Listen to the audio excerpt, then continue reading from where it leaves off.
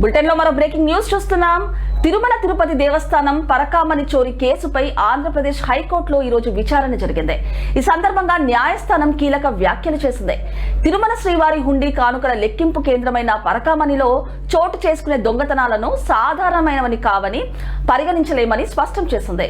ఇది కోట్లాది భక్తుల మనోభావాలకు సంబంధించిన సున్నితమైన విషయమని అభిప్రాయపడింది.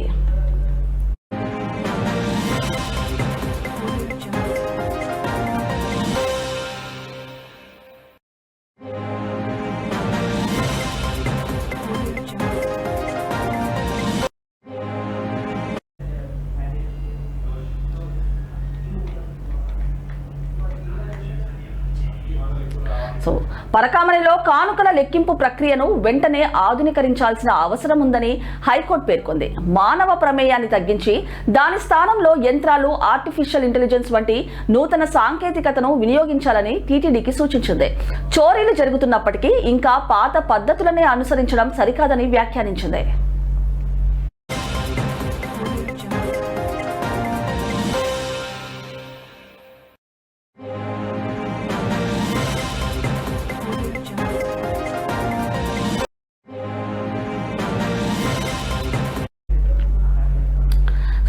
అదే సమయంలో కానుకల లెక్కింపులో సేవా భావంతో పాల్గొనే భక్తులను దొంగల్లా చూస్తూ దుస్తులు లేకుండా తనిఖీలు చేయడం వంటివి సరికాదని హితవు పలికింది.